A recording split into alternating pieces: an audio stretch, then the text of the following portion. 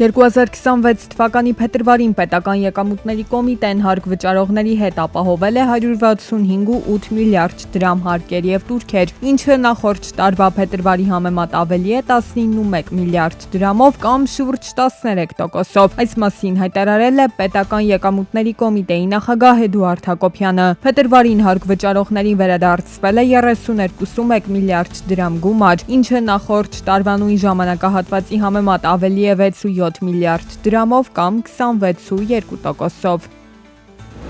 Այս տարվա հունվարին Հայաստանում միջին ամսական անվանական աշխատավարձը կազմել է 293.309 դրամ։ Այս մասին տեղեկանում ենք վիճակագրական կոմիտեից։ Մասնավորապես պետական ոլորտում միջին ամսական անվանական աշխատավարձը կազմել է 228.118 դրամ, իսկ ոչ պետական ոլորտում 318.722 դրամ։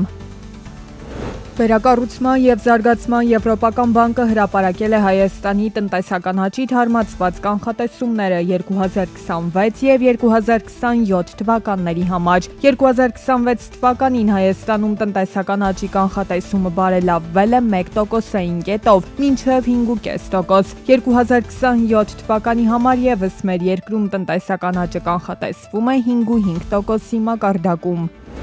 Սահմանամերձ և առանձին բնակավայրերում ընտանիքների բնակարանային մատչելիության ապահովման պետական աջակցության ծրագիրը, որի շրջանակում ընտանիքներին տրամադրվում է 16 միլիոն դրամ սահմանամերձ գյուղական բնակավայրում տուն կառուցելու համար, կվերաբացվի։ Ծրագրից կկարողանան օգտվել 2025 թվականի մայիսի 1-ի դրությամբ շինարարության թույլտվություն ստացած կամ հողամաս ձեռք բերած և ծրագրի գործող պայմաններին բավարարող ընտանիքները և այն շահառուները, որոնք տունը կկառուցեն այն սահմանամերձ բնակավայրերում, որտեղ բնակչության և շահառուների թվի հարաբերակցությունը փոքր է 10%-ից։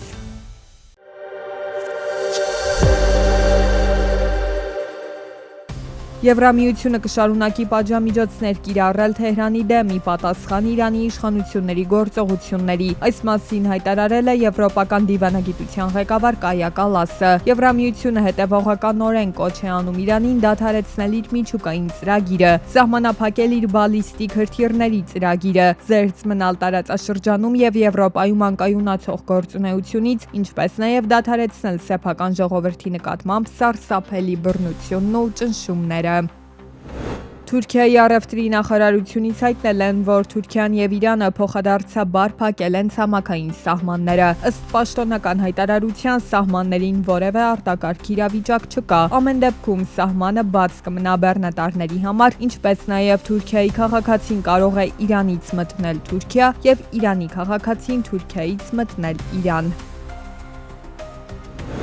OPEC+-ի նավթի արդյունահանման աճը ապրիլին կարող է կազմել 166,000 բարել օրական։ Այսպիսով, ապրիլին գործարքի առաջատարները Սաուդյան Արաբիան և Ռուսաստանը կարող են արդյունահանումն ավելացնել 63,000 բարելով օրական։ Տարածաշրջանային պատերազմի սրման պատճառով Արաբական Միացյալ Էմիրությունները փակում է երկրի հիմնական ֆոնդային բորսաները 2 օրով։ Թեև Դուբայը համարվում է Պարսից ծոցի հիմնական գործարար կենտրոնը, Էմիրությունների մայրաքաղաք Աբու Դաբին նույնպես տարածաշրջանային կարևոր ֆինանսական հանգույց է, որտեղ կենտրոնացված են աշխարհի խոշորագույն ինքնիշխան հարստության հիմնադրամներից մի քանիսը։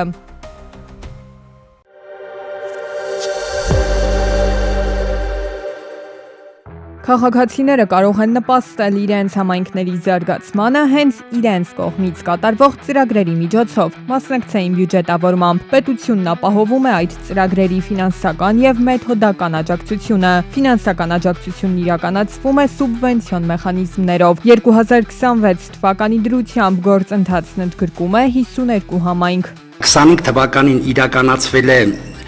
21 համայնքներում 21 համայնքներից բացի ընդհանուր առաջարկների քանակը կազմել է 39 առաջարկ, իրականացվել է 31 ծրագիր, 1 միլիարդ 202 միլիոն ընդհանուր գումարով, որից 740 միլիոն դրամը պետական համաֆինանսավորում, իսկ մնացած մասը 462 միլիոն դրամը կամ 34%-ը համայնքային համաֆինանսավորում։ Այս տարի ծրագրում ներառվել են բոլոր մարզերը, առաջարկներ են ներկայացվել թե քաղաքային, թե գյուղական համայնքներից։ 2024 թվականից մինչև հիմա ծրագրի ընթացքը դինամիկ աճ է գրանցել։ Համայնքների մասնակցությունն ավելացել է, դրական ազդակները շատացել են։ 2 տարվա ընթացքում սակայն ի հայտ են եկել նաև որոշ խնդիրներ, որոնց լուծմանն են միտված կառավարության 3 խումբ փոփոխությունները։ Առաջին խումբը այն է, որ ծրագիրը այսուհետ մշտական հիմունքներով է գործելու, այսինքն մենք անցել ենք արդեն պիլոտավորման փուլը, ծրագիրը ներառվելու է պետական բյուջեի հավելվածով ներկայացվելու են բոլոր այն համայնքները, որոնք հանդիսանում են շահառու տվյալ ծրագրի, նաև պետական բյուջեի հավելվածի համապատասխանահոսակով ներկայացվելու է այդ համայնքների գծով պետության կողմից ֆինանսավորվող սուբվենցիայի սահմանաչափերը ըստ յուրաքանչյուր համայնքի։ Ըստ կարգավորումների համայնքի ղեկավարը լիազոր մարմին սուբվենցիոն հայտերը պետք է ներկայացնի մինչև մարտի 1-ը, նախկին ժամկետը ապրիլի 1-ն էր։ Մեկ այլ փոփոխությամբ էլ այսպես ասած կպահպանվի արդարության սկզբունքը։ Մեծ եւ փոքր համայնքների համար ծրագրերի քվեարկության անցողիկ շեմերը տարբեր կլինեն։ Եթե նախկինում 1% շեմ էր սահմանված առաջարկությունների անցողիկ, որպեսզի հաղթող համարվի առաջարկությունը, ապա ներկայումս տարբերակել ենք այդ շեմը փոքր բնակավայրերի մինչև 5000 բնակիչ ունեցող բնակավայրերին վերաբերող առաջարկների համար պահպանվել է այդ 1% անցողիկ շեմը, իսկ 5000-ից ավել բնակիչ ունեցող բնակավայրերին վերաբերող առաջարկների համար սահմանվել է 2% շեմը։ Փոփոխություններ են իրականացվել նաև քվեարկության կարգում։ Եթե նախկինում բնակիչը կարող էր քվեարկել 3 առաջարկի օգտին առանց տարանջատելու, թե որ բնակավայրին են դրանք վերաբերում, ապա ներկայիս կարգավորումների համաձայն պետք է ձայները տրվեն տարբեր բնակավայրերի առաջարկներին։ Սահմանվել է նաև ժամկետային սահմանափակում։ Այսուհետ ընտրված ծրագիրը պետք է ավարտին հասցվի 6 ամսվա ընթացքում։